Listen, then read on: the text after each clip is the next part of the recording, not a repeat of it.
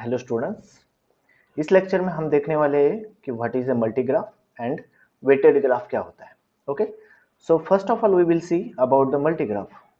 तो लेकिन इस वर्ड से, दैट इज मल्टीग्राफ, इस वर्ड से हमें पता चल रहा है कि कुछ तो मल्टीपल है जो ग्राफ में ऑकर हो रहा है।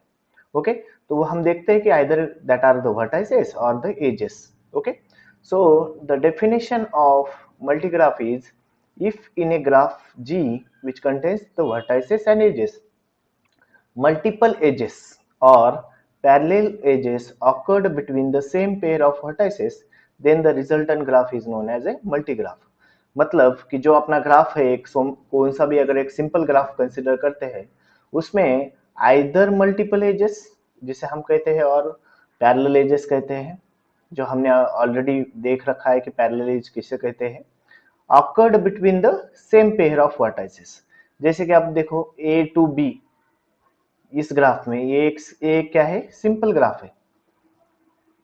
क्यों सिंपल है? क्योंकि इसमें अगर मैं कोई भी एक्स्ट्रा एज ऐड करता हूं तो वो क्या हो जाएगी, either it will be multiple edge और ए लूप। तो इस ग्राफ में अगर हम देखते हैं A to B, already one edge is present.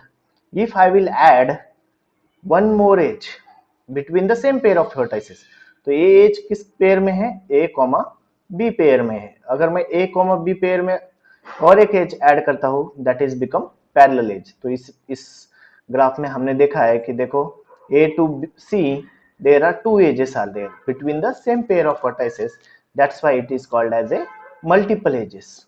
और जिस भी ग्राफ में मल्टीपल एजेस और यहाँ पे अगर हम देख सकते हैं तो D to D one loop is there. Okay, अगर लूप और मल्टीपल एजेस अगर हो गए किसी भी ग्राफ में, उस ग्राफ को हम क्या कहेंगे, मल्टीग्राफ कहेंगे। Okay, so basically it means that it is a graph with at least one multiple edge और वन लूप। मतलब अगर एक भी मल्टीपल एज होगी और एक भी लूप अगर होता है तो उस ग्राफ को हम क्या कहते हैं, that is a मल्टीग्राफ। Okay, so next terminology is weighted graph. Okay, so what is weighted graph? In a graph G which contains vertices and edges, each edge of a graph has an associated numerical values called as its weight. मतलब particular अगर कोई graph given है, suppose this is a small graph A B C D, ये graph है, तो each edge of the graph is associated and numerical value. Suppose यहाँ पे 2 है, यहाँ पे 3 है, यहाँ पे 1 है, यहाँ पे 2 है। Okay, then such a graph is called as a weighted graph. क्यों?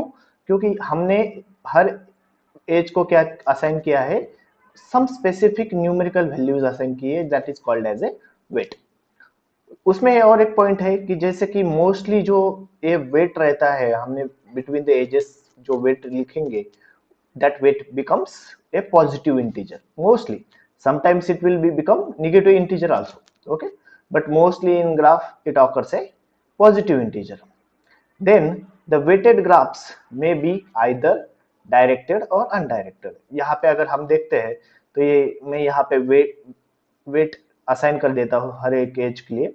सपोज यहाँ पे 3 है, यहाँ पे 4 है, यहाँ पे अगेन 6 है, यहाँ पे सपोज 8 है, यहाँ पे 4 है। इसका मतलब क्या हो रहा है, ए टू बी अगर मुझे जाना है तो उसका कॉस्ट क्या है और वेट क्या है, दैट इज 3। अगर ए टू डी मुझे डिस्टेंस ट्रेवल करना है तो वहां उसका वेट कितना है, 4। जैसे कि हम गूगल मैप्स में देखते हैं, suppose one starting point is there, suppose this is the starting point and our destination is this B point. So when we have to go source to destination, we will check how much kilometer it was or it is. Okay, so basically एक place से अगर दूसरे place में जाने के लिए यहाँ पे कितना किलोमीटर लगा है, हमें 3 किलोमीटर। अगर इस प्लेस से इस प्लेस तक जाएंगे तो अगर ए से डी जाना है मुझे तो 4 किलोमीटर डिस्टेंस है।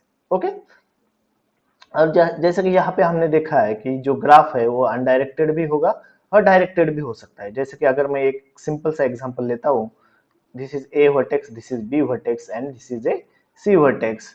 सपोज ए टू सी एक एज है जो कि डायरेक्टेड है, तो वो कहाँ से कहाँ जा रही है, सोर्स टू डेस्टिनेशन, उसका सोर्स ए है और डेस्टिनेशन बी है, तो उसका वेट कितना होगा, दैट इज 3।